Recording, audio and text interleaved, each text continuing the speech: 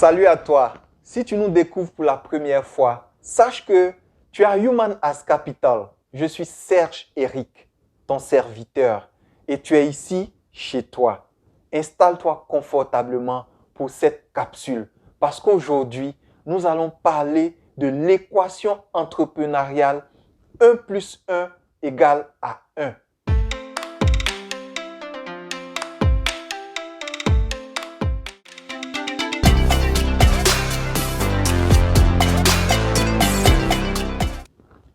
Avant que les mathématiques ne commencent à fatiguer la plupart d'entre nous, lorsqu'on était au CP1, l'un des premiers calculs que nous avons appris à faire, c'était 1 plus 1 égale à 2.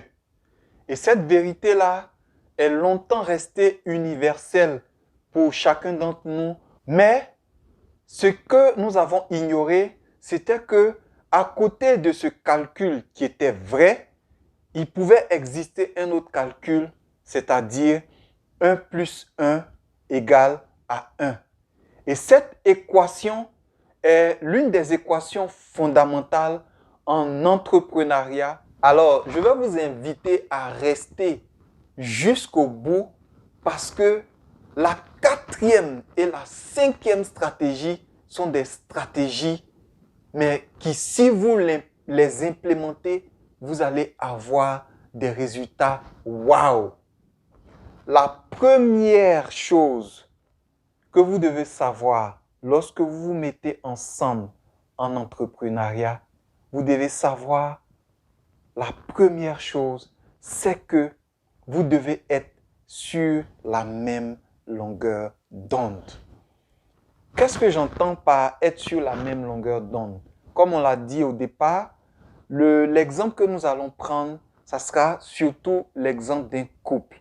Imaginez-vous un seul instant, le mari, il décide d'entreprendre alors que l'épouse n'est pas pour l'entrepreneuriat. Imaginez un seul instant quel sera le désastre. Alors que l'homme va vouloir épargner, mettre de l'argent de côté pour investir, l'autre partenaire ne va pas comprendre.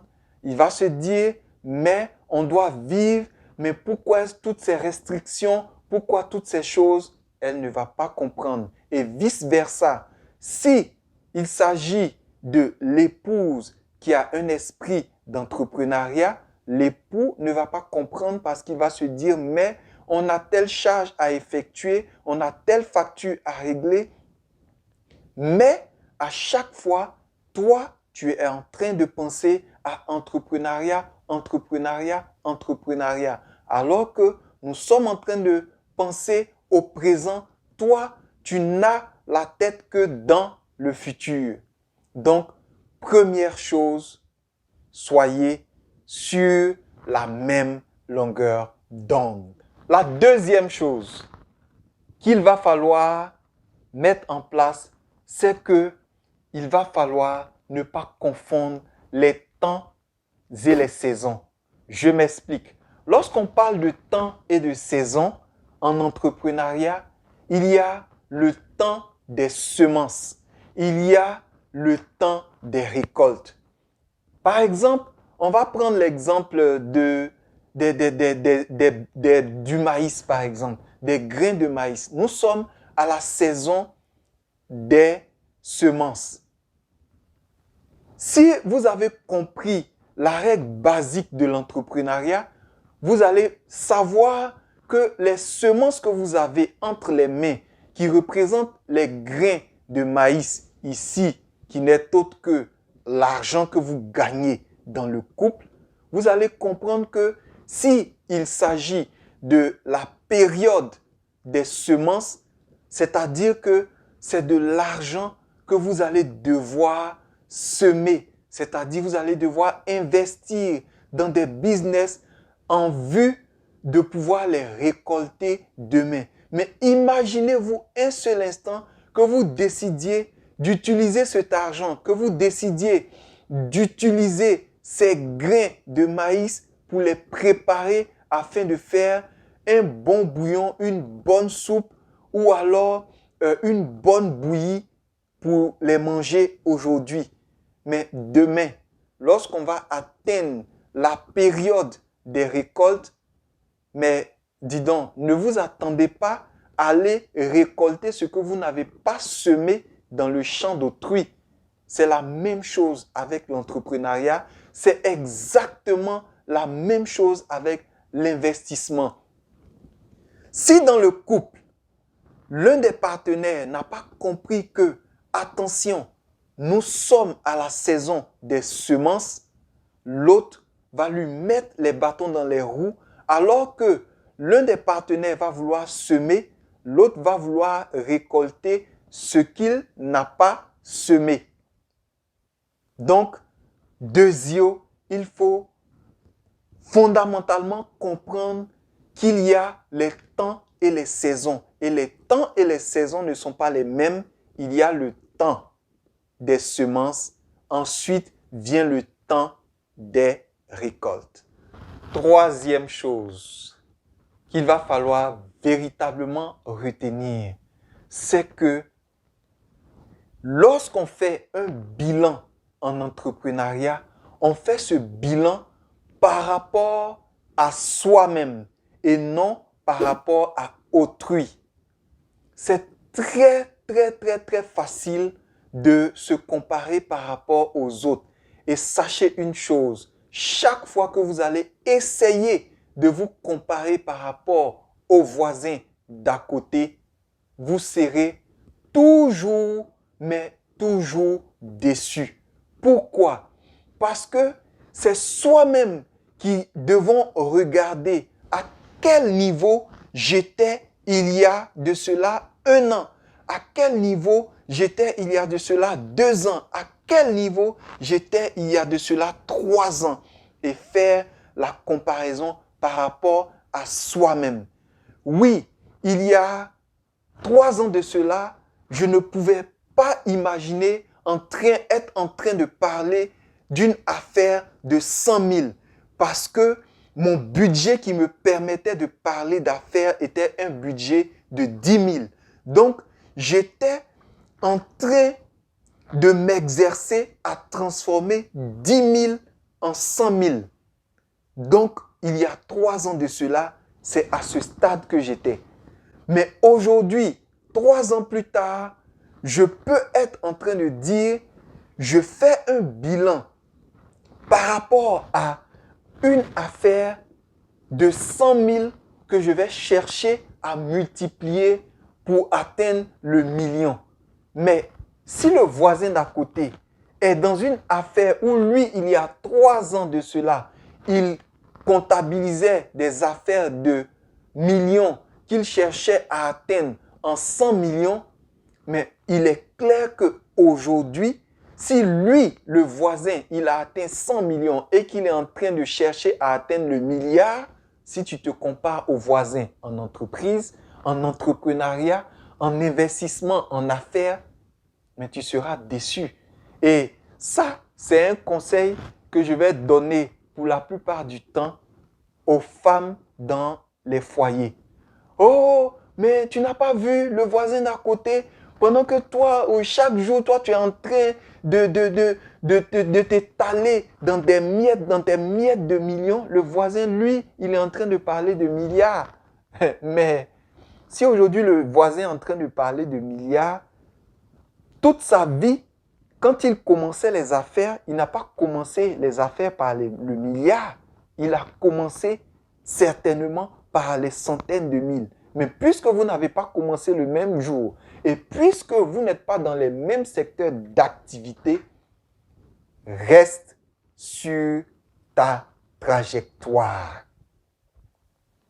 Donc, pour récapituler, la troisième chose, il faut faire le bilan par rapport à soi-même et non par rapport aux voisins d'à côté. Parce que l'entrepreneuriat, chacun reste sur sa trajectoire. Dans l'entrepreneuriat, chacun reste sur sa ligne. Parce que Tu n'as pas le même destin entrepreneurial que le voisin d'à côté. Tu n'as pas le même destin entrepreneurial que la voisine d'à côté. Chacun a sa stratégie, chacun a son leitmotiv, chacun a sa feuille de route et chacun a sa destination. Et ça, il ne faut pas perdre de vue cela. Alors, la quatrième stratégie, c'est que il faut savoir célébrer les petites victoires. Pour un entrepreneur, par exemple, il va se dire, une petite victoire pour lui sera de construire un immeuble R+3, par exemple, parce que c'est quelqu'un qui a l'habitude de construire des gratte-ciel. Mais pour toi qui commences l'entrepreneuriat, par exemple dans le domaine de l'immobilier, ton premier grand exploit sera par exemple d'avoir construit un magasin. Et si tu réussis à construire ce magasin, célèbre cette victoire. Aujourd'hui, c'est une très grande victoire pour toi, mais tu vas te rendre compte que dans 3 ans, dans 4 ans, dans 5 ans, ça sera une toute petite victoire. Et tu vas dire, aujourd'hui, je suis en train de construire des gratte-ciel, je suis en train de construire des immeubles R+3, R+4. Mais il y a des années précédentes, il y a des années de cela, après avoir construit mon premier magasin, c'était pour moi un exploit. Donc, ne vous dites pas qu'en entrepreneuriat, il y a des petits exploits. Que pour toi, ce soit un petit exploit ou pour toi, ce soit un grand exploit, il faut savoir célébrer les petites choses. En célébrant des petites choses, demain, tu pourras réaliser de grandes choses. Donc, petit ou grand exploit, il faut savoir les célébrer. Cinquième chose que les grands entrepreneurs, les grands investisseurs font, c'est qu'ils savent tirer des leçons de leurs échecs passés. J'ai bien apprécié ce adage qui dit « Aucun échec n'a besoin d'être final ». Parce que, sachez une chose, en tant qu'entrepreneur, les échecs, vous allez les connaître. C'est pourquoi, souvent, il me plaît de dire que je suis un échecologue, c'est-à-dire un spécialiste des échecs. Mais pas quelqu'un qui aime dormir dans les échecs, non. Un spécialiste des échecs, c'est quelqu'un qui sait tirer profit des échecs passés afin de bâtir un futur glorieux. Parce que derrière chaque échec se trouve une leçon. Et si tu as découvert la leçon qui se cache derrière l'échec que tu es en train de vivre en ce moment, c'est sûr que tu es sur la voie des grandes victoires. Hier, as-tu échoué en investissant 5 000 dans tel domaine? Hier, as-tu échoué en investissant 1 million dans tel domaine? Assieds-toi, réfléchis, demande-toi, qu'est-ce qui a fait que ça n'a pas marché? Est-ce à cause des partenaires, des collaborateurs avec qui j'ai travaillé? Est-ce à cause de l'investissement lui-même? Est-ce que l'investissement était rentable? Oui, non, il n'était pas rentable. Mais qu'est-ce qu'il fallait corriger en cela? Corrige-le et va de l'avant.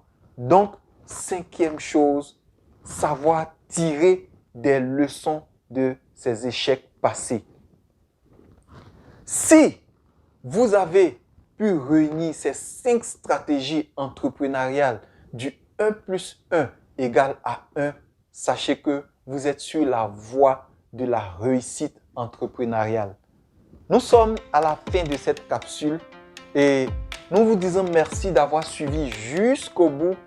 Et pour ceux qui ont aimé la capsule, lâchez un pouce bleu.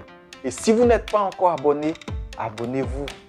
Et pour ceux qui ont véritablement aimé le contenu, partagez autour de vous. Ça peut faire du bien à un voisin d'à côté. Ça peut faire du bien à une voisine d'à côté. Ça peut même faire du bien à une simple connaissance. Pourquoi pas? Et pour moi, je dis à tchacharai pour une autre vidéo aussi palpitante.